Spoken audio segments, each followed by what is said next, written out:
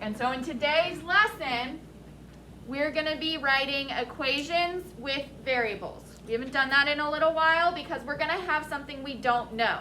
And a variable is another word for an unknown. So sometimes, like before, it's going to be the answer. Sometimes it's going to be part of our equation. So, read the sentences underneath the title, Carla.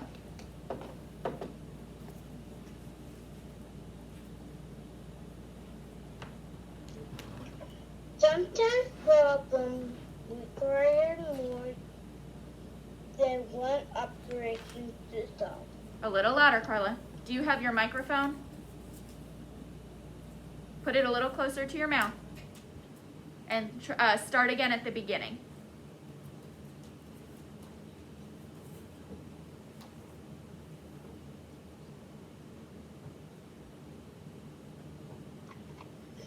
Sometimes problems require more than one operation to solve. Much better. An operation is a mathematical process such as addition, subtraction, multiplication, or division. So, operations, we've been using that word all year already. An operation is a mathematical process such as addition, subtraction, multiplication, or division. We've already been using that word all year. We know operation means, are you doing addition? Are you doing the operation subtraction? Are you doing the operation multiplication? Division is also an operation, but we're not really going to be looking too much at that yet. We may end up, I can't remember, we may end up where we have to do some division, but if we do, it'll just be ones you can solve with related facts. So it might be, if we have it, it'll be something like 18 divided by 6, which you can use related facts to solve. Because 18 divided by 6, well, what's a related multiplication fact for 18 divided by 6? Mason? Is that a fact? What's the fact? 18 divided by 6 is we can solve because of a related multiplication problem. Cullen? 6 times 3 equals 18. 6 times 3 equals 18. So if 6 times 3 equals 18, then 18 divided by 6 has to be what, Cullen? 3. 3. Because they're going to have the same 3 pieces. Okay, so we may end up with that, we may not. But just know, if you do end up with some division, you'll only need to use basic facts to solve it. Okay, so before we move on to example 1, I want to show you what they're talking about. We've seen this a lot because almost all of your homework ends up having at least one multi-step problem. And most of the time your independent practice has at least one multi-step problem. But let's look at another example of what they're talking about today. So, I'm going to write a problem on the board.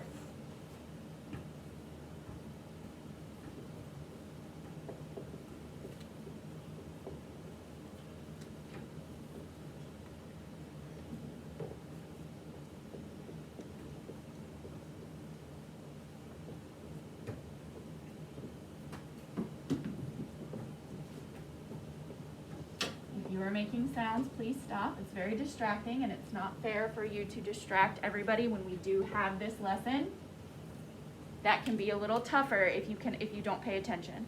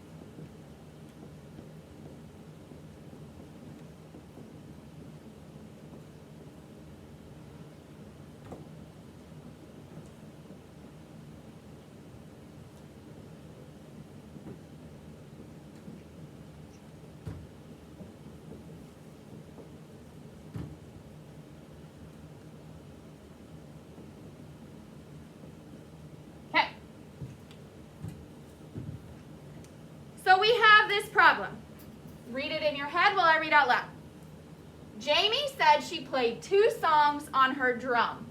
David said he played 4 songs on his trombone. If they did the same thing for 5 days, how many songs did they play in all? So we have 3 numbers. We have 2 songs, 4 songs, and 5 days. Can we solve this by just doing one step? No, because we have to figure something out first. Here, I'm going to change to this because...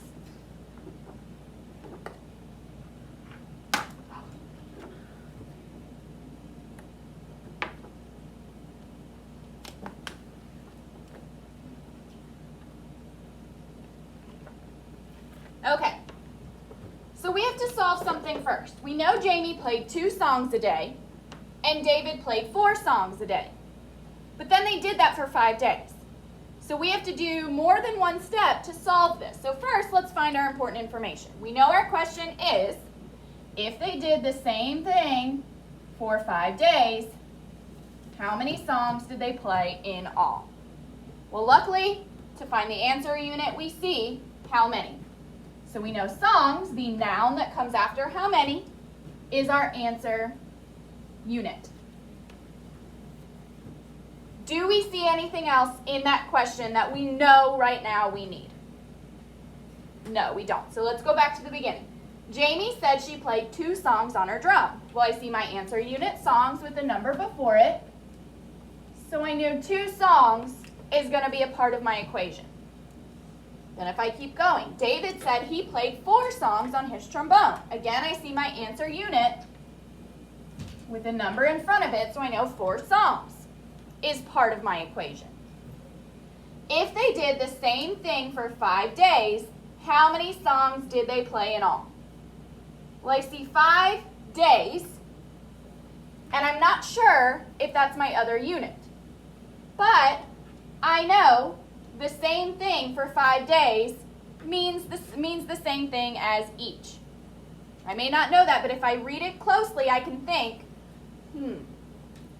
they did this. They played 2 songs and 4 songs. They did the same thing for 5 days. So that means Jamie played 2 songs each day for 5 days, and David played 4 songs each day for 5 days. Now, do you see how that means you're making inferences as you're reading? Because it doesn't say each. But if you think about it, if you stop to think about it, this problem is saying they did the same thing, this first part, for 5 days. That means each day, Jamie played 2 songs, David played 4 songs. Then we're trying to figure out how many that is in 5 whole days. So what do we need to do first before we can figure out how many that is in all? For 5 days, what do we need to do first? So we know, 5 days is our other important thing. Because when we think and we make an inference and we think, okay, they did the same thing each day for 5 days, that means the word day comes after each. So that means day is my other unit. So we have 5 days. So what do I need to do first before I can figure out how many they played in 5 days? What do I need to do first? There's something I need to figure out. I can't figure out how many they played in 5 days if I don't know this one thing. Michaela? We need to figure out how many songs did Jamie play in 5 days. Okay. That's a little, that would add an extra step. But there's something we could do that would make it even easier. Yes, we could do that. We could figure out how many Jamie played in 5 days, and we could figure out how many David played in 5 days, and then do something with those 2 numbers. But there's something that'll make it even easier. So yes, you're on the right track. If you did that, as long as you did the rest of the steps correctly, I would not count you off. But there's something we can do to make it even less steps. Victoria. Add 4 plus 2. What? Why? Why are we adding 4 plus 2? To figure out what? So then we can, Why would we add 4 plus 2 first? so that, Somebody can help her out. Think about it. This is not, guys, you have to think. This, not everything is going to be put right in front of you. It's not going to say, add these two numbers, then do this. You have to think about what you need to do. Why would you add 2 plus 4? What would that tell you? That answer would tell you what? Somebody can help her. Smith? So that then we would get a basic fact to solve. But again, what does 2 plus 4 tell us in this situation? Jamie and David's situation. Yes, it would give us a basic fact, but that's not what I'm asking for. What does 2 plus 4 tell us in this situation? Victoria? Those are how many songs they play together. Keep going. That's how many songs they played together in all? No. In what? And In one day. Good. So we would solve 6, oops, not 6, sorry. 2 songs plus 4 songs first. Now we know, is that our last step? Is 2 plus 4 going to give us the answer to how many songs they played in all in 5 days? No. So we know there's going to be more to our equation. What do we put when we know we need to solve this part first? What symbols do we put in an equation when we know we need to solve this first? Cullen? an equal sign. Not an equal sign. When we have more than one operation, we did this a few months ago, what do we use to show we need to solve this part first? Actually, we didn't even do it that long ago. We did it with distributive property. Michaela? Parentheses. Because we're writing one equation for this whole thing. If I have more than one equal sign, is that one equation? No, an equation has one equal sign. So that means I need to use parentheses to show what I need to solve first instead of saying 2 plus 4 equals and then do that plus, minus, times, whatever, something else. So if I put parentheses around it, I know that's what I need to solve first. I can't figure out how many songs they play in 5 days if I don't know how many songs they play in 1 day.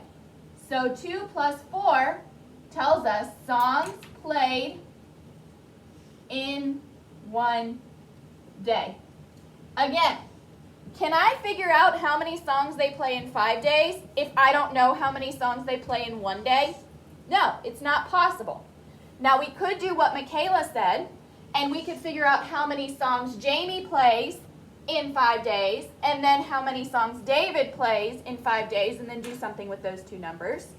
But this actually gives us a simpler problem to solve. That's okay, as long as you follow the rest of the steps. If you do it a little bit of a more roundabout way, that's okay, as long as you get to the right answer. But try to find what's going to give you the simplest thing. Okay, so now, by adding 2 plus 4, we figure out how many songs they play in 1 day. That's not going to give us the final answer, though, because what do we need to do next to figure out how many songs they play in 5 days? Once we get this answer, what do we need to do to figure out how many songs they play in 5 days? Zadie? You take the answer to 2 plus 4, Mm-hmm. and then you do the answer times 5. So then I'm going to multiply it by 5. Why am I multiplying the songs played in 1 day by 5? Because we want to know how much they did in 5 days, not just 1 day. Good. And so 2 plus 4 will tell me how many songs they played in 1 day. Those songs are being repeated 5 times because Monday they play 6 songs, Tuesday they play 6 songs, Wednesday they play 6 songs, Thursday they play 6 songs, Friday they play 6 songs. So we're not adding 5 because that would mean we would be taking 6 songs and adding 5 days. Can you add songs and days? Can you put them in the same group? No. Remember, multiplication means you're repeating. So that means we're taking this 2 plus 4 and we're repeating it 5 times. And that will tell us how many songs they play in 5 days. So, to finish our equation, what is the unknown? Is the unknown part of our equation, or is it our answer? Carla. Part of the answer. It's the answer. So that means we need a variable. Carla, since you told me that, what would you like to use for a variable? Remember, we're using letters now. But we can't use X, T, or L. Because then they look too much. An L looks like a 1. A T looks like a plus sign. An X looks like a multiplication symbol. So later on you can use that, but this year we're not going to use X's, T's, O's, or L's, because O's look like zeros. So any letter other than X, T, O, or L, Carla? V. V. Okay. So now we know 2 plus 4 times 5 equals V. Remember, V is the number of songs they play in all. So now we have our equation. We know this 2 plus 4 needs to be done first because we have to figure out how many songs they play in one day before we can repeat it 5 times. So that means I'm going to solve the part in parentheses. The rest of it is going to be brought down. Class, 2 plus 4 is what? 6. 6. So then I bring down times 5 equals V. And now I solve the rest. Is there anything else? This is just ready to solve, right? So I solve what's left and then bring down the variable. Class, 6 times 5 is what? 30. 30. V. Then I bring down equals V. So now I have one number on one side and I have my variable on the other side. So I'm done. Remember, once I don't have any any operations on one side, that means I'm done. So that means V equals 30. So how many songs did Jamie and David play in all? Class. 30. How many songs did Jamie and David play in all? Class. 30 songs. 30 songs. Now, let's look at what would happen if we did what Michaela said first, which is a perfectly okay way to solve it. But it just adds an extra step, which if you get it right, that's fine. But let's just look. So this is the easiest way. When you have something like this where you know you're repeating, you figure out, okay, they did this and this in one day or whatever, and then they repeated it for 5 days. It's easier to figure out how much they do in one day first or in one group first, then repeat it like this. But we can do it the way Michaela said. So what that would look like is we would take Jamie's 2 songs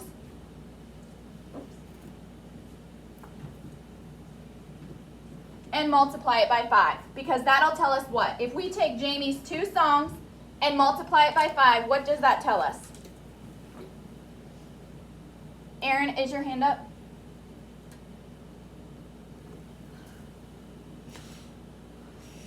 No. Okay, Aaron, you need to make sure that you're participating even when you're online, okay?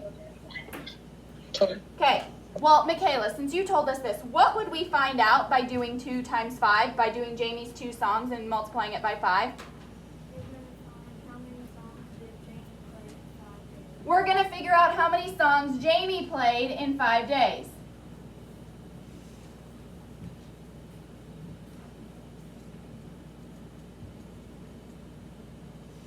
So, if we do this to figure out how many songs Jamie plays in 5 days, we also have to find out what?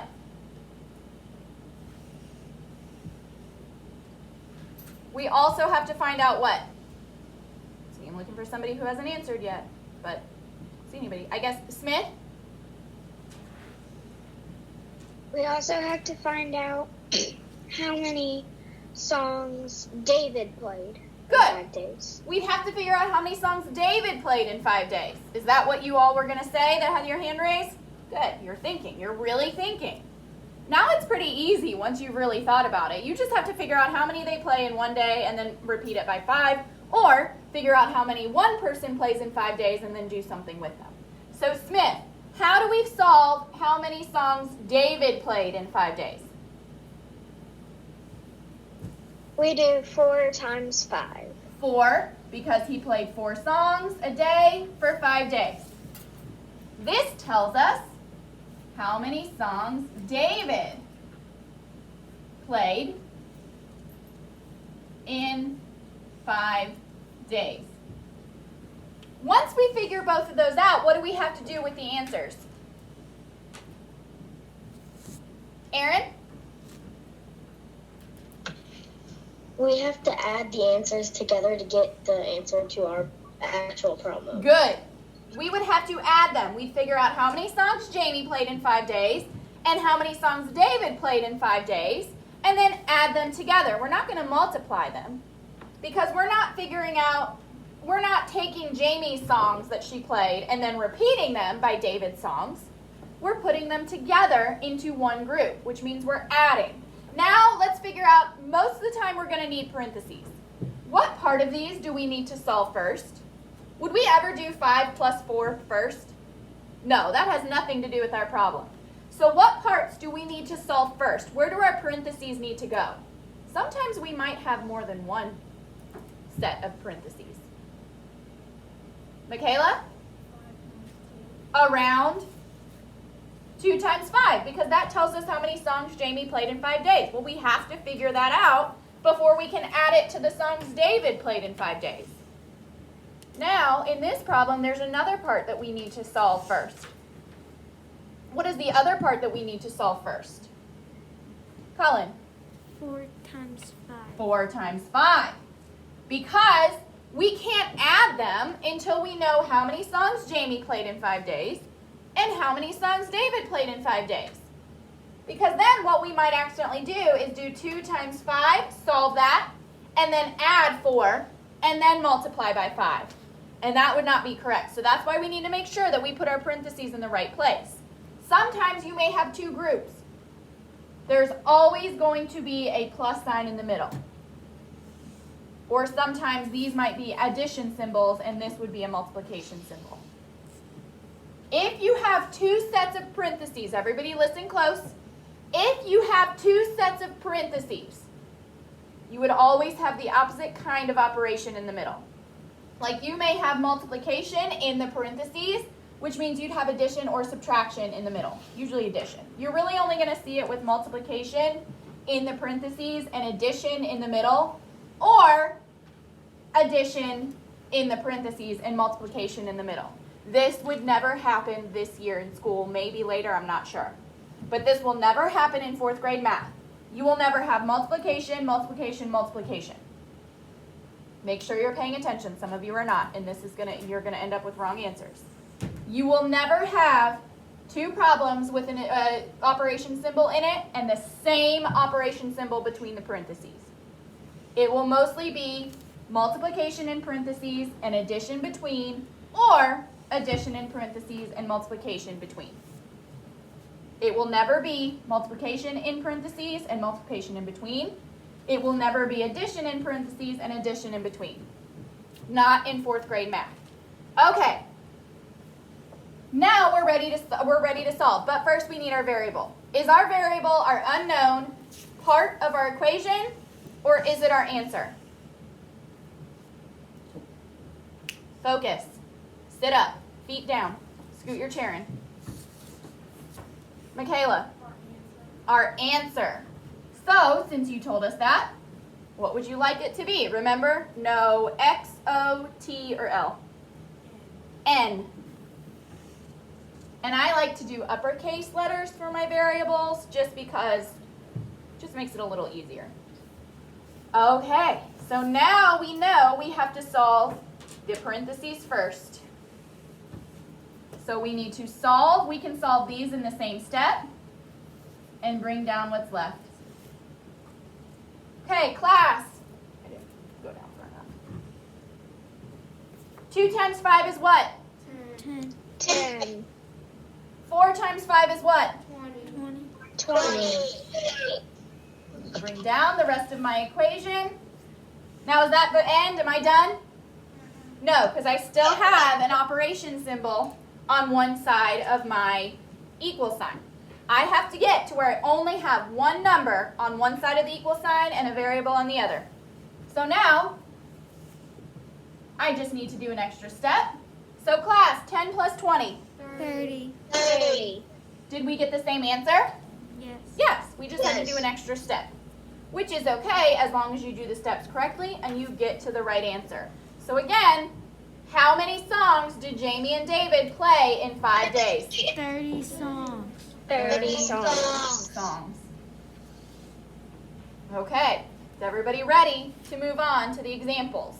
We're going to do the examples and the guided practice today, and then we're going to do the independent practice together tomorrow, at least the first page of the independent practice.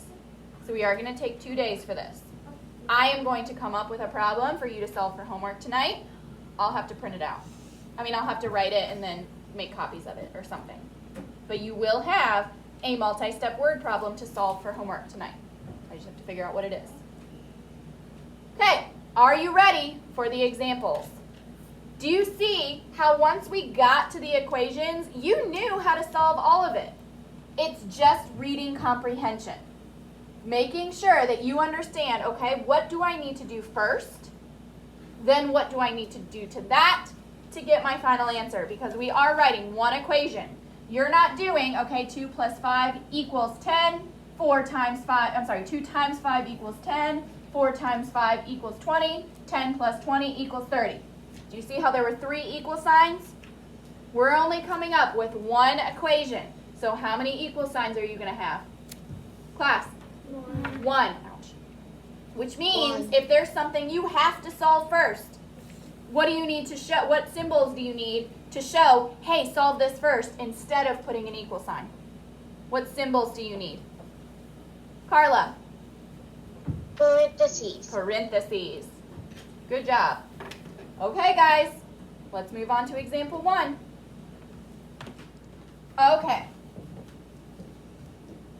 Everybody, we're gonna follow those same steps. We're gonna look for what we need. We're gonna figure out what we need to solve first.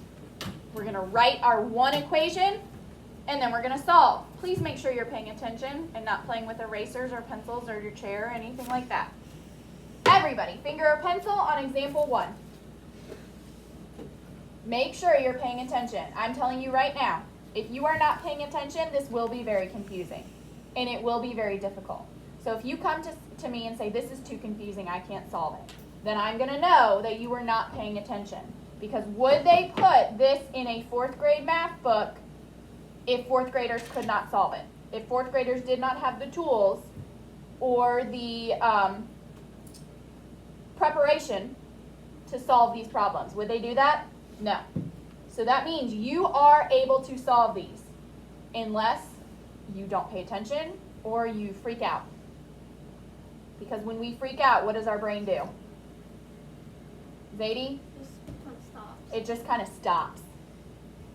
It just stops. It's just like there's a giant roadblock and you can't get past it. So take a breath. Think, what do I know? What do I need to know? How do I get from what I know to what I need to get? Some of you did an awesome job with this example problem. You were really thinking. Do the same thing with the problems in your book, and you are good. Okay? Let's go. Finger or pencil on example 1. Read in your head while I read out loud. Frances earns $8 each week walking dogs. She spends $3 each week and saves the rest. There are 52 weeks in a year. How much will she have saved at the end of the year? Well, this kind of tells us what to do, but let's go ahead and see if we can figure it out without the book telling us. So please make sure you're paying attention. Sit up straight, hands off your desks, feet down. If you get into comfortable of a position, then you start to zone out. Think you're at home watching TV rather than listen. Scoot your chairs in. Okay, so first we find our question. Sit up. How much will she have saved at the end of the year? We have how much. And then we saw some dollar signs in our problem. So how much tells us what is our answer unit. Victoria. Money, specifically a dollar sign. How much tells us a dollar sign is our answer unit. Then we have the rest of the question. How much will she have saved at the end of the year? Well, we know that's what we're trying to solve, but does that tell us any other units or anything we need to know just yet? No. So let's go back to the beginning. Frances earns $8 each week walking dogs. Well, we see our answer unit, a dollar sign, and a number, so we know that's going to be part of our equation. Then we see the word each. Each tells us we're multiplying or dividing, and we have the noun week after each. So we know that's our other unit. Then if we keep going, she spends $3 each week and saves the rest. There's another one, another dollar sign, so we know $3 also has to be part of our equation. Then if we keep going, there are 52 weeks in a year. Well, we know weeks are our other unit. So we know 52 weeks is going to be part of our equation. Now we need to figure out what our equation looks like. What happens each week? What's the first thing that happens each week? What is the first thing that happens each week? Focus. Your pencil's not going to tell you the answer.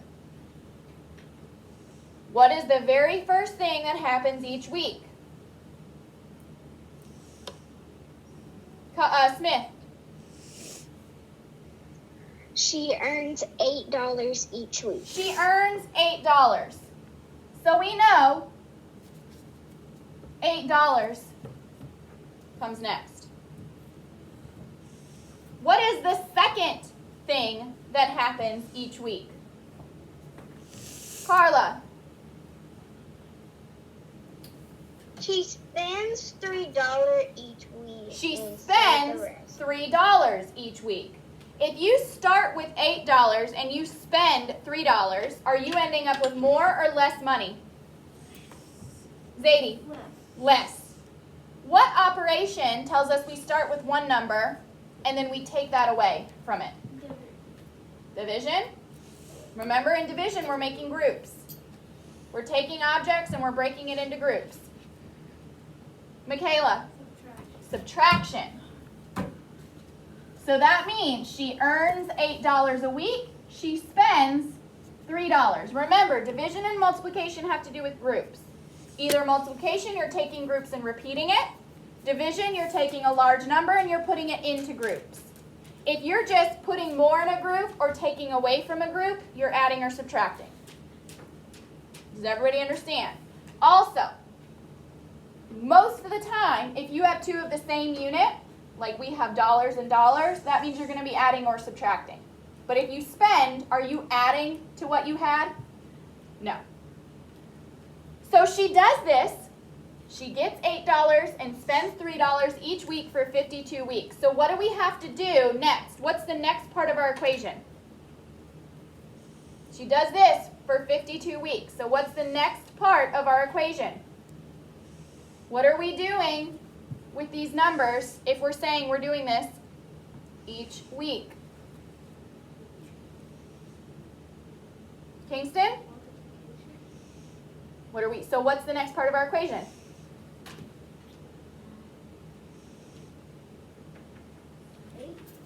Well, we have $8 minus $3. What's the next part of our equation? Times 52. Because we're doing this, we're repeating this same thing 52 times. Come on, guys. You know how to do this. Okay, which part of this equation do we have to do first? What do we have to solve before we can do something else? Colin. Sorry, for some reason I can't see your hand, so maybe put it a little closer. I just saw it, but I haven't seen it, so just make sure you put it a little closer, okay, Zari? And just give me a thumbs up. Okay. $8 minus $3. Because that tells us what? Why do we have to solve $8 minus $3 first? What does that tell us? In fact, you know what? I'm going to write this over here so that we can label it. $8 minus $3 times 52. Why do we have to solve $8 minus $3 first, Cullen?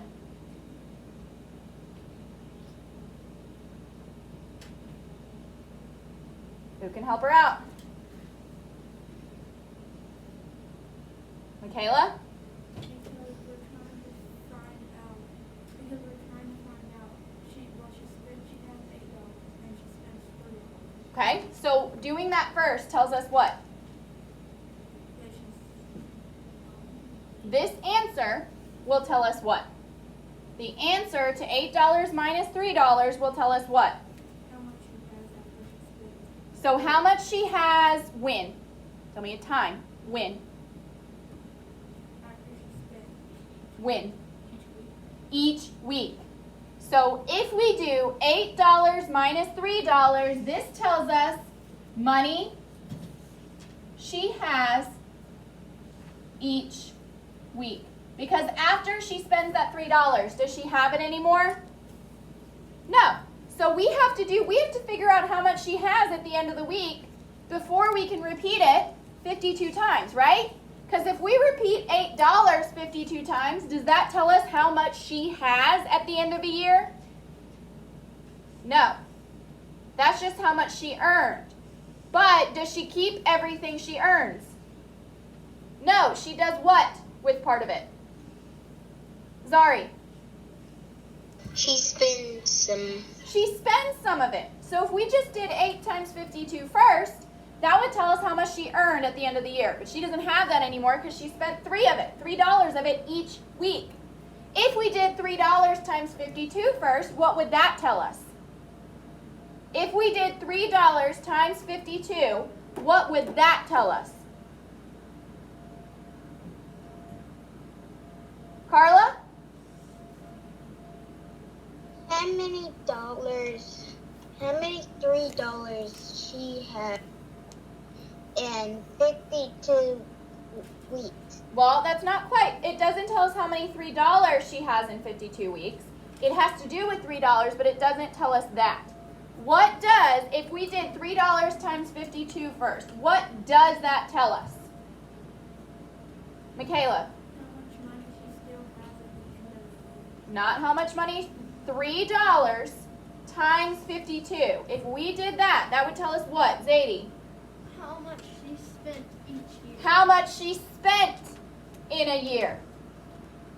So then if we did 3 times 52 first, that would tell us how much she spent in a year, and then adding $8 would just be adding $8.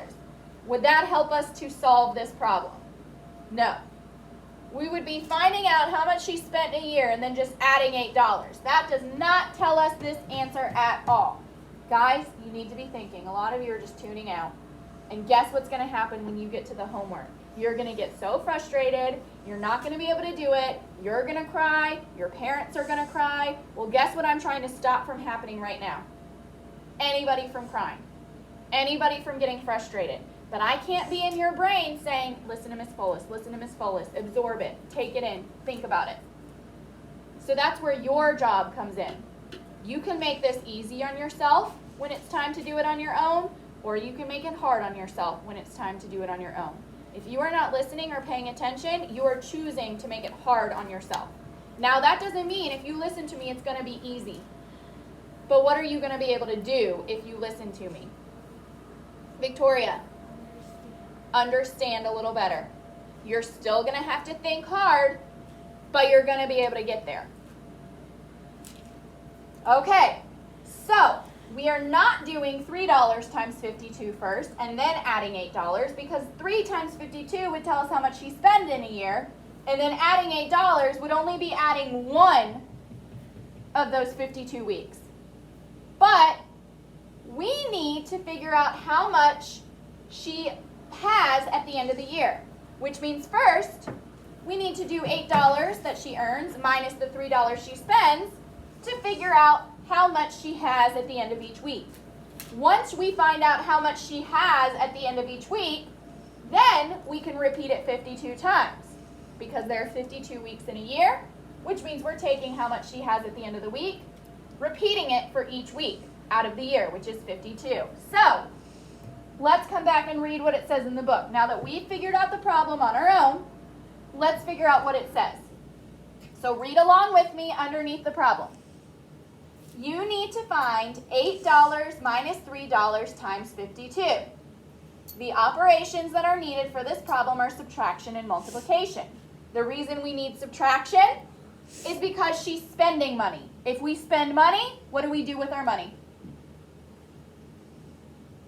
Aaron. We get rid of it. Which means we do what? We subtract it. We subtract it. Then we use multiplication because we're repeating an amount of money 52 times. If we repeat something, that means we're multiplying it. We're taking one group and we are repeating that group 52 times. The group we're repeating is the amount of money she has each week. So, now let's solve. We don't have to estimate. We've done that enough. And let's just solve it. So step 1 is to subtract. Because we know we have to figure out how much she has at the end of the week first. And we know we're going to bring the rest of it down. So class, $8 minus $3 is what? $5. $5. Use your pencil to go over top of this. I see a lot of you not doing this. It doesn't really help to actually just read it. But if you're using, even if you can't see your pencil marks, it helps with that muscle memory. You remember writing it a little more than you remember hearing it. Then we bring down the rest of the the rest of the equation. So now we have $5 times 52. We know how to solve that. We know how to solve that pretty easily. We just took a test on that chapter a few weeks ago. We're doing one-digit multiplication. Now, is it easier to put the one-digit number on top or on the bottom? Zari? On the bottom. On the bottom. So we're going to rewrite the problem up and down with 52 on the top and 5 on the bottom. Now we're just going to solve. What is step 1 every time we're multiplying? Victoria? Multiply the ones. And in this case, that does mean we're just looking at the ones place because it's single-digit multiplication. So Victoria, 5 times 2 is 10. Can we put 10 down in the bottom? No. We leave which digit? The 0. And then we do what with the 1? We regroup it to the tens place. Okay, now what is step 2 when we're doing one-digit multiplication? Kingston? Multiply the tens, which means we're doing what equation? 5 times 5. And 5 times 5 is what, Kingston? 25. Are we done? Do we write 25 down here? No, because what do we have to do? Add the regroup number. So 5 times 5 is 25, plus 1 is what, Kingston? 26. So we put our 6 in the tens place. Do we have a place to regroup that 2 to? No. So we can go ahead and put it in our product. So 52 times 5 is what, class? 260. So that means, class, so Francis will have saved $260. If we had checked, we would have still solved this first. We wouldn't have rounded, because do we round one-digit numbers? Do we ever round one-digit numbers? No, because it's either going to round to a 0 or a 10. Is that going to help us when we're doing this multiplication? Not really. So to estimate, we solved 8 minus 3 first, which we know is 5. And then we rounded 52 without looking. Class, 52 rounds to what? $50. 50. Remember, 52 is not a number of dollars. 52 is a number of weeks. So can we use a dollar sign to show weeks? No. Now, using basic facts and patterns. Class, how many zeros do I have at the end of my factors? 1. 1. So I'm going to put my 1 0 in my product. Now, class, the basic fact is what? Don't tell me the answer. Tell me the basic fact. Class. 5 times 5. 5 times 5. 5 times 5. And class, 5 times 5 equals? 25. 25. I move my dollar sign over, and my estimated answer is 250. I need some somebody to raise their hand and fill in the blanks. Read this sentence at the bottom and fill in the blanks. Michaela. So 260 is close to the estimate. Oh, 260. Dollars is close to the estimate of $250. So the answer is correct. Very good. Our real answer is very close. So does everybody see? Again, once we got the equation, we knew how to solve that like that. It's a lot of basic facts. In this case, it was one-digit multiplication. We may end up with double-digit multiplication at some point.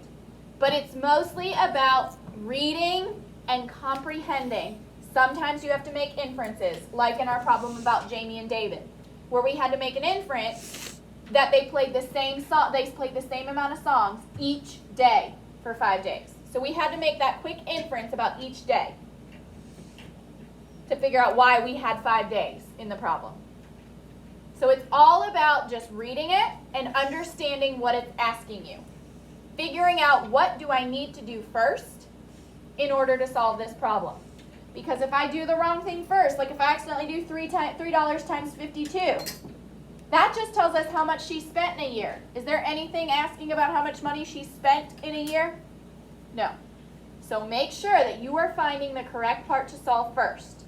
Let's move on to example 2. Please read the sentence at the top of the page.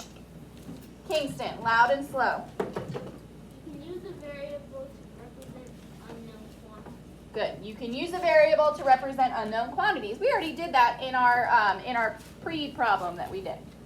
So now we're going to use it in example 2. So everybody, finger or pencil on example 2. Sit on your bottom, please. And read in your head while I read out loud. Coach Murphy bought 3 boxes of trophies. Each box has 45 soccer trophies. He also bought 15 tennis trophies and some golf trophies. There are a total of 170 trophies. Write an equation to describe the number of trophies that Coach Murphy bought. How many golf trophies did Coach Murphy buy? So we have our question, how many golf trophies did Coach Murphy buy? And we see the word golf trophies, so we know that's our final answer unit. But we have this equation. It may not be the final answer to our equation. It's just the part that we're solving. So let's look back and see what it tells us. Coach Murphy bought 3 boxes of trophies. 3 boxes of trophies is probably going to be important. We just don't know how. 3 boxes of trophies. So that's what he bought. Each box has 45 soccer trophies. So we know, what do we know on those first 2 sentences? What do we know? Don't reread the sentences. Tell me what we know. Zari. That Coach Murphy has 3 boxes of trophies and 45 soccer trophies. Does he have 45 soccer trophies? Look at that sentence. Zadie. No. No. We know he bought 3 boxes of trophies and what? We know that he bought 3 boxes of trophies. Each box has 45. Each box has 45 soccer trophies in it. So we know there's 3 boxes of trophies. How many trophies are in each of those boxes? Mason? 45. So that means to figure out how many soccer trophies, what do we have to do? Multiply what? Without looking at the book. If we know there's 3 boxes, each box has 45 soccer trophies. What do we need to do to figure out how many soccer trophies there are? 3 times 45.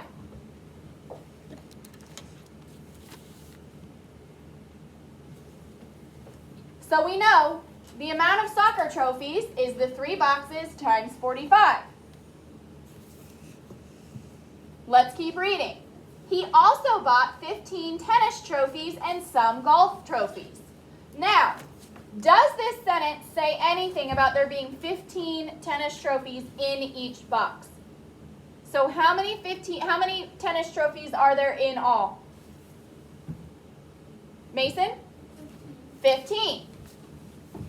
What do we need to do with the number of soccer trophies and the number of tennis trophies without looking at the book to figure out how many trophies there are in all? Are we going to multiply? Are we going to repeat soccer trophies, tennis trophies times? Is that a thing we can do? When we multiply, do we ever have the same unit for both factors? No. Are we taking the number of soccer trophies and repeating it at all? Are we taking the number of tennis trophies and repeating it at all? No.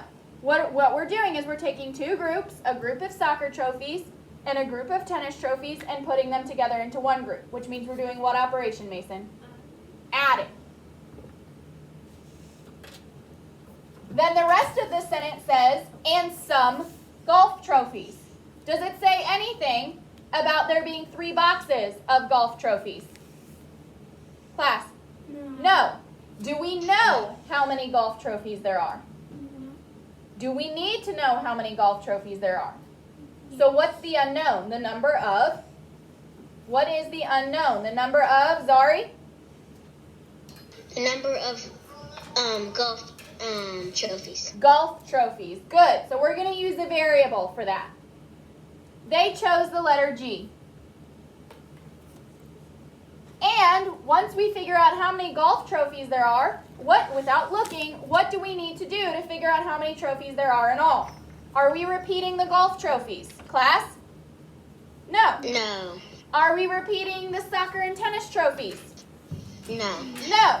We're taking a group of soccer and tennis trophies and putting it together with a number of golf trophies. So we're doing what equation? What operation? We're taking a group of tennis and soccer trophies and a group of golf trophies and putting them together. So what are we doing?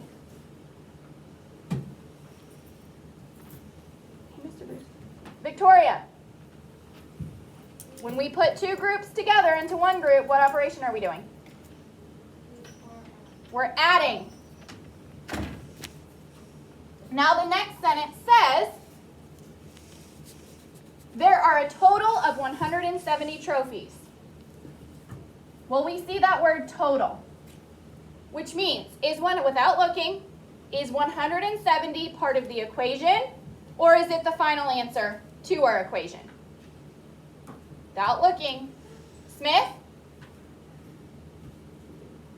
The final answer to our equation. The final answer to our equation. So we know, once we take 3 times 45, add 15, add the number of golf trophies, our answer in the end is going to be 170. Now we have to figure out, okay, which part do we have to solve first? Are we going to do 45 plus 15? Are we going to do 3 times 45 first? Are we going to do 45 plus 15 first? Are we going to do 15 plus G first? Which part do we need to do first? Where do our parentheses need to go? Make sure you can tell me why.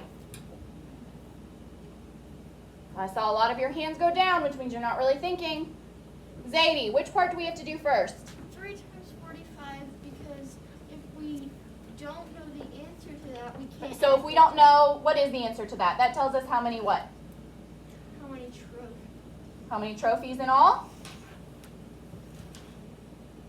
Colin, help her out. You can look back at the problem. How many soccer trophies? Good. So, Zadie, continuing your thought. If we have to do 3 times 45 first, because that tells us the number of soccer trophies. What happens if we don't know the number of soccer trophies?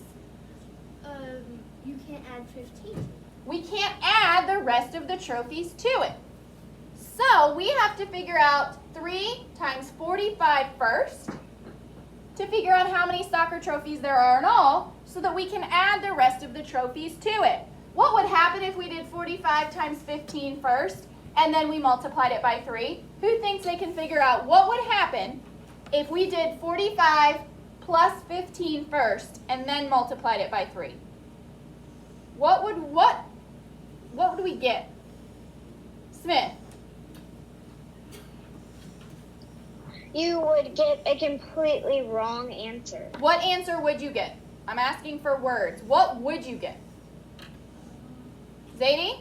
You would get the number 60, which isn't what we're trying to. Why? The number 60 tells us what? The number 60 tells us what? Zari?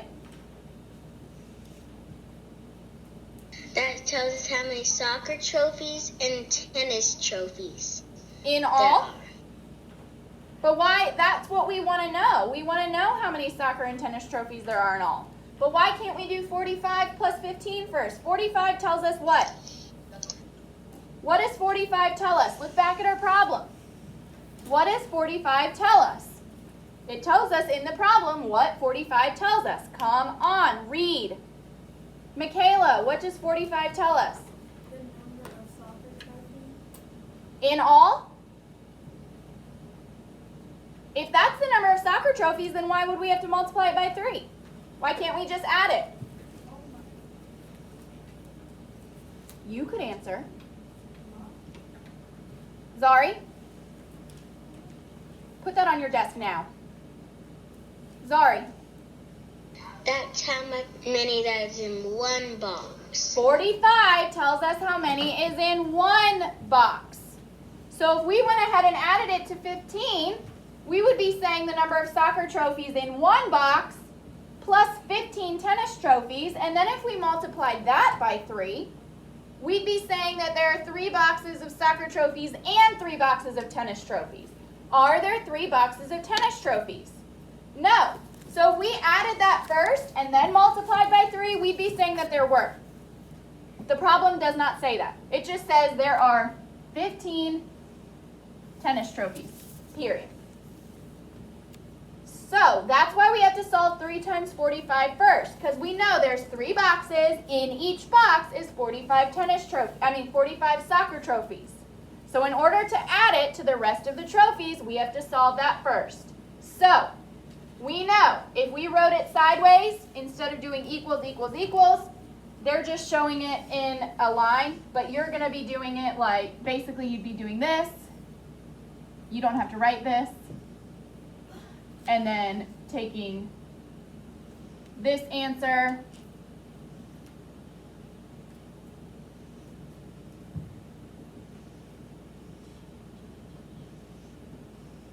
and saying,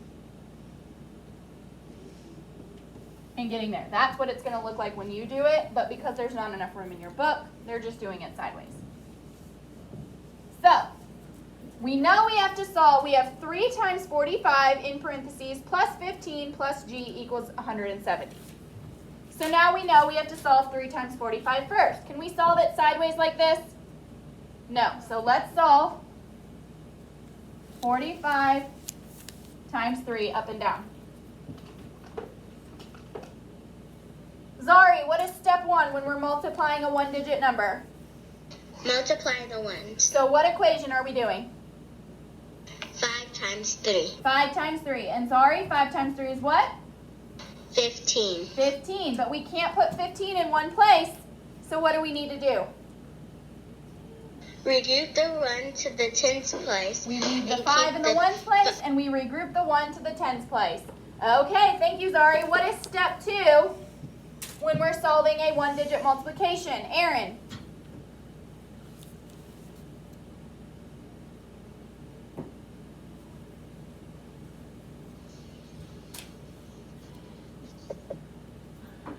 Aaron, what's step 2 when we solve 1-digit multiplication?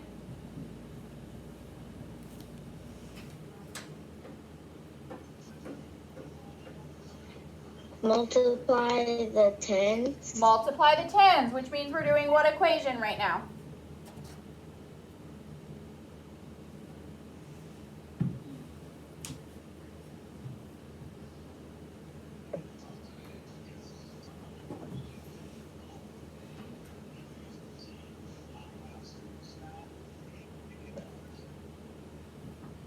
Aaron, if we're multiplying the tens, what equation are we doing?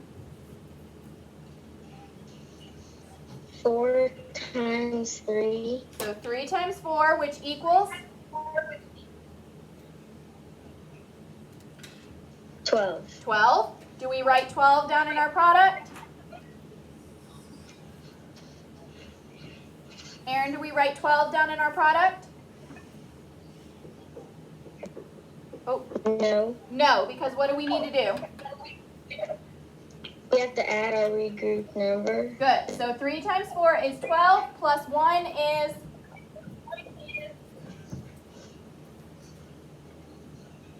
13. 13.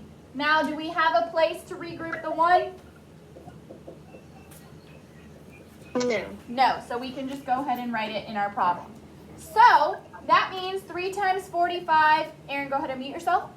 That means 3 times 45 equals 135. So class, how many soccer trophies are there? 135. 135. So now our equation looks like 135 plus 15 plus G equals 170. Now, do we have any more parentheses? Class, do we have any more parentheses? Show me. No. So that means we can just go ahead and solve it from left to right. So instead of continuing to go down because there wasn't enough room, they just rewrote the problem to the side. And now we're going to solve it again. So 135 plus 15. Are we going to be able to solve that sideways, or are we going to end up having to regroup? Michaela? We're going to end up having to regroup. So let's write it up and down. We can just go right back over here.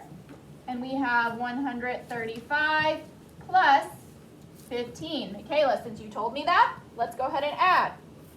Add the ones. 5 plus 5, 10. Regroup the 1 to the tens place. Add the tens. 3 plus 1, plus 1. Add the hundreds. 1 plus nothing, 1. So that means 135 plus 15 is 150. So how many soccer trophies and tennis trophies are there in all? 150. 150. So now we just have to figure out, okay, 150 plus G equals 170. So we know G is the golf trophies. How do we figure out, okay, 150 plus G equals 170? How do we figure out what G is, knowing that there are 150 trophies without the golf trophies, and there's 170 in all? What do we need to do? Carla? We will need to subtract 170 with 150. So we're doing 170 minus 150. The reason is, we know there's 170 total trophies. We know there's 150 soccer and tennis trophies.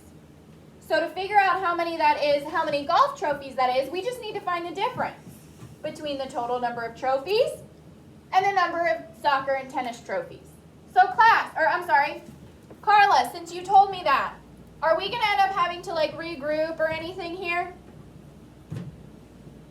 We might need to regroup. We might. Okay, so if you feel more comfortable, let's go ahead and set it up and down. 170 minus 150. Can I put 150 on the top and put 170 on the bottom? No. No. When you are writing, even if you get the right answer, if you put the subtracted numbers in the wrong order, I'm going to count off. Because 150 minus 170 would not be the same thing as 170 minus 150. You can't just flip them in your head. That's not how math works. So you need to make sure whenever you're doing this that you are setting up subtraction problems correctly, with the larger number first or on the top. First if you're writing it sideways, on the top if you're writing it up and down. So Carla, subtract the 1. 0 minus 0? 0. Subtract the 10. 7 minus 5? 2. Subtract the hundreds. 1 minus 1? 0. Do I need to write a 0 here? No. No. So that means 170 minus 150 is 20. So class, Coach Murphy bought, class, 20 golf 20 golf trophies. So again, this is, once we got to the solving, the math part, we knew how to do that pretty quickly. the most important part of multi-step problems is figuring out what's important, how to set it up in an equation. That means what operation, what order do the numbers need to go in, what part do I need to solve first. Let's look at the guided practice.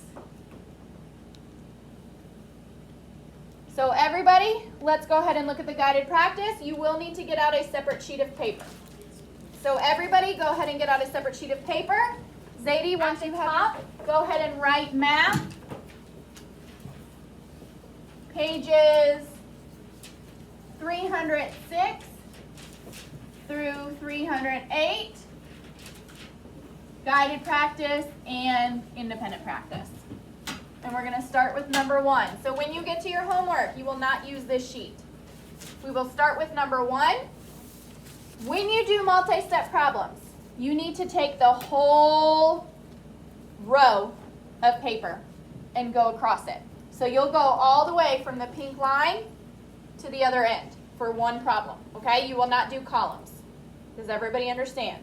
Give yourself lots of space. So do not pre-number when you're doing multi-step problems, because sometimes you may have more steps than other times. Sometimes you may have less steps than other times. Because we can see in each problem we've done today, we've had a different amount of steps. So do not pre-number. I don't like pre-numbering ever, but especially do not pre-number when you're doing multi-step problems, because you don't know how much space you need until you get to the problem and figure out the equation.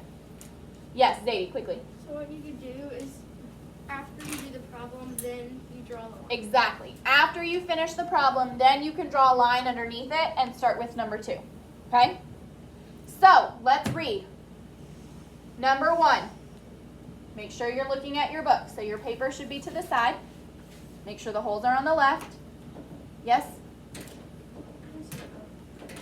Okay, you didn't sharpen any pencils this morning.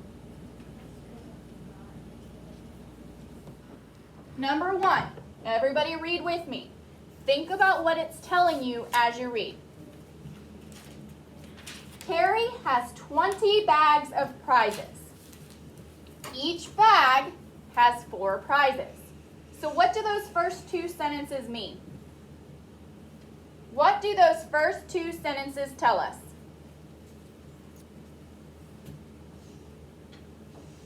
Colin. There's 20 bags and there's 4 prizes in each bag. So, there's 20 bags, and inside each of those, how many bags? 20. 20 bags is what? 4 prizes. 4 prizes. So what do we need to do first? Actually, wait, let's read it all the way through one time, then we'll go back and figure it out sentence by sentence. Okay, so again, let's start again. Carrie has 20 bags of prizes. Each bag has 4 prizes. She also has a red bag with 13 prizes and a blue bag with the rest of the prizes. She has a total of 100 prizes. How many prizes are in the blue bag? Write an equation, use a variable for the unknown number. So we have our question, how many prizes are in the blue bag? Then we know we also have to write an equation and use a variable for the unknown number. So that means, how many equal signs are we going to have? How many equal signs are we going to have on the line? You can show me. 1, because we're writing an equation. And is another word for 1. And then we need to have a letter for the unknown number. Remember, when we have that on the line, we have the equation, and then with a variable, and then what the variable means with a unit. On our extra sheet of paper, that's where we will solve. So now let's figure out what our equation is going to look like. That means we're going to go back and we're going to read again and we're going to figure out what each part means. So the first sentence, Carrie has 20 bags of prizes. Cullen, what does that mean? That first sentence only. There's 20 bags and 4 prizes. Oh, the first sentence only. Oh, there's 20 bags. There's 20 bags. So we know 20 bags is part of our equation. Then the second sentence says each bag has 4 prizes. What does that tell us? Colin, since you told us earlier? There's 4 prizes in 20 bags. In Each each bag. of the 20 bags. So there's 4 prizes in each bag. That means each of those 20 bags has 4 prizes. Cullen, what operation do we need to do to tell us how many prizes are in those bags? We have 20 bags. There's 4 prizes in each of them. What operation tells us how many prizes there'd be in all in those bags? Multiplication. Multiplication. Because again, hint, hint, we have 2 separate units. 20 bags, 4 prizes. Can we add prizes and bags together? No. When we add and subtract, we have the same unit. Multiplication and division will have a different one. Sometimes division will have the same, but we'll talk about that later. We're not really working with division, so you don't have to worry about that today. But if you have the same unit, you're going to be adding or subtracting. If you have different units, like 20 bags and 4 prizes, you're going to be multiplying. Does everybody understand? Because you can't take 20 bags and 4 prizes and put them together. Then you don't have one group. You just have a pile with 20 bags and 4 prizes in it. That's not, we can't count that all as one thing because it's 2 different things. But we can do multiplication because we're taking the 4 prizes and we're repeating it 20 times, 1 for each bag. Because in the first bag there's 4 prizes, in the second bag there's 4 prizes, in the third bag there's 4 prizes, in the 15th bag there's 4 prizes, in the 18th bag there's 4 prizes, in the 20th bag there's 4 prizes, and everything in between. Now, let's go to the next sentence. She also has a red bag with 13 prizes and a blue bag with the rest of the prizes. So what is the first thing that that sentence tells us? What is the first thing that that sentence tells us? So it tells us 2 different things because we have a red bag with 13 prizes and a blue bag with the rest. What's the first thing that that sentence tells us? Aaron. First, it tells us that we have a red bag with 13 prizes in it. So the first thing that tells us is there's a red bag and there's 13 prizes. We're trying to figure out how many prizes, we're trying to get to a number of prizes in all. Which means what do we have to do with those 13 prizes? We know to figure out how many are in the 20 bags, we have to multiply it by 4. Now we want to figure out how many there are in those 20 bags and how many are in the red bag. So what are we going to do? What operation? Aaron?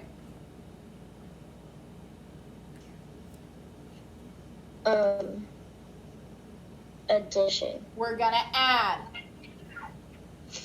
Because once we figure out how many are in those 20 bags, we're not going to repeat it the 13 prizes times. We're going to add the 13 prizes. Because once we figure out how many are in the 20 bags, that's going to be a number of prizes, right? There's not going to be a number of bags in the 20 bags. There's going to be a number of prizes. And so if we have prizes, and then we're also trying to find more prizes, remember, prizes and prizes are the same thing. So that means we're adding or subtracting. Well, we're not taking away prizes. We're putting some in a red bag together with the rest of the bags. Okay, what is the second thing that that sentence tells us? The first part said there's a red bag with 13 prizes. What does the second part of the sentence tell us? Or what does it tell us next? Michaela? There's also a blue bag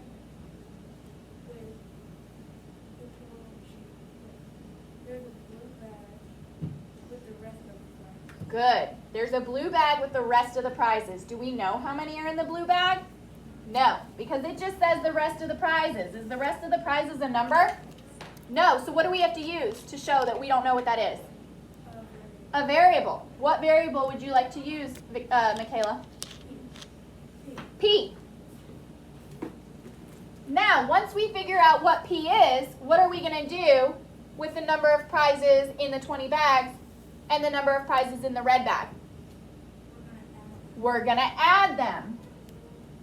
Very good. Because again, we have prizes in the 20 bags, we have prizes in the red bag, we have prizes in the blue bag. When we have a bunch of prizes, we are putting them all into one group.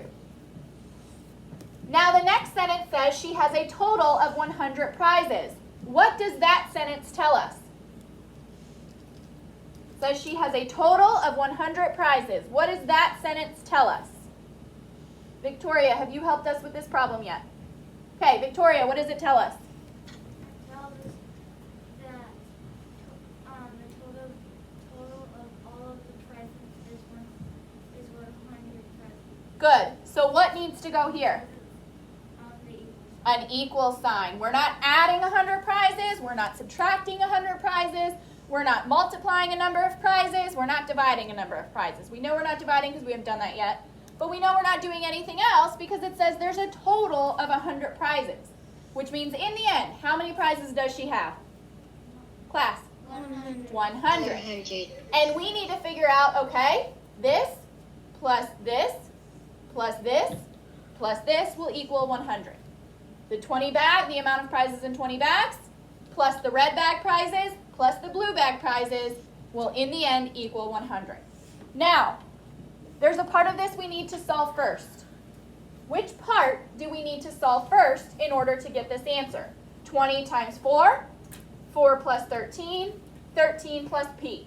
Which part do we need to solve first and why? Zari. We need to solve 20 times 4 because that's the part that we know. That's the part that we only basically know so far. Okay, yes, we do need to solve 20 times 4 first, but let's see if somebody can give a different reason. I think I understand what you're saying, but let's see if we can get who can make it a little more clear. Why do we have to solve 20 times 4 first? That is true, but why? Think about the trophy question. Why did we have to solve 3 times 45 first? Because we needed to know how many trophies were in the soccer, how many soccer trophies there are. Well, it's a similar reason, but with a different situation. So why do we have to solve 20 times 4 first? Zadie? Because if we didn't solve 20 times 4, we don't know what to add 13 to. So we don't know the amount of what? If we don't do 20 times 4 first, what are we solving by doing 20 times 4 first? Who can help her out? What are we solving by doing 20 times 4 first? We can't solve the rest of the problem without it. Victoria? We're solving that because there's 4 prizes in each bag. Okay. In every bag, including the red bag and the blue bag? We need to solve 20 times 4 first because we need to know how many prizes are in these 20 bags. We're not going to add 20 bags to prizes. We have to figure out how many prizes there are in these 20 bags. We'll call them gold bags. If we don't know how many are in the 20 gold bags, can we add it to the number in the red bags or the number in the blue bags? No, we have to figure out what that is first. So now we have our equation, and we know in the end we need to get the answer for P, the blue bags. So we have nowhere near enough room to solve here. So now we're going to go to our separate sheet of paper, and we're going to rewrite our equation exactly as it appears. So 20 times 4 in parentheses plus 13 plus P equals 100. And what this equation tells us is 20 times 4 is the number in these 20, we'll say gold bags.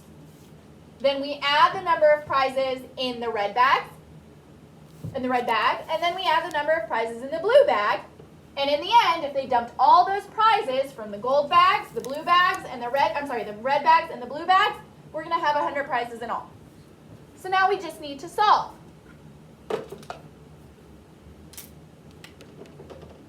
Zadie. Well, let's see.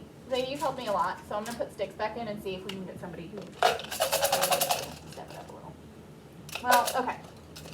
Who wants to help me solve this? I'm really looking for somebody. Let's see. Michaela. What do we have to do first? The what? The problem in parentheses. So, 20 times 4. Do we have to set this up and down? What can we use? What strategy can we use to solve this? Basic facts and patterns. So, what are we going to do with the rest of the problem? Once we solve this part, what are we going to do with the rest of the problem? Do we solve it yet? No. What do we do with it? Do we add it? Who can help her out? I know what she's saying, but we need to use the correct word so we don't think we just go ahead and add right now. What do we do with the rest of the problem? Zari. You bring it down. We're going to bring it down. So we're going to bring down the plus 13, the plus p, and the equals 100. Okay. Now, Michaela, using basic facts and patterns, 20 times 4 is what? 80. Then we're going to go ahead and bring down plus 13, plus p, equals 100. Are we done? No, we have to keep going. Do we have any more parentheses, Michaela? No, so we can just solve from left to right. So, 80 plus 13. Are we going to have to regroup? Do we need to set it up and down? No, we can just add place by place. So add the 1, 0 plus 3. Add the 10s, 8 plus 1. 9. What do we do with the rest of the problem? We don't add it, we not subtract it. Cullen? We bring it down. We bring it down. Remember, until we have a number on one side and a variable on the other, we keep solving part and bringing it down. So now we have 93 plus p equals 100. Well, we can't solve it this way, but think about what we did in example 2. We don't know what p is, so we can't add it to 100. But to figure out what p is, what did we do in example 2? We subtracted. What did we subtract? It's kind of like multiplication and division. When we had a division like 18 divided by 6 equals blank. Well, we just flipped it around. We know 6 times 3 equals 18. So if 93 plus p equals 100, then we know 100 minus 93 has to be p, right? So we're going to solve 100 minus 93 equals p. We're basically going to flip this problem around to make sure, but we have to do an opposite, we have to do the opposite operation to get the variable at the end. So Michaela, can we solve 100 minus 93 up, sideways like that? No, we have to do lots of regrouping. So we're going to come to the side. We're going to do 100 minus 93. And we're going to subtract the ones. 0 minus 3. Can we do that? No. So we have to move to the tens place and take one away. Do we have something in the tens place to take away? No. So now we have to move to the hundreds place and take something away. Do we have something in the hundreds place to take away? Yes. We can take 100 away. So how many hundreds do we have left? 0. Can we automatically give it to the ones place? No. We have to give it to the tens place first.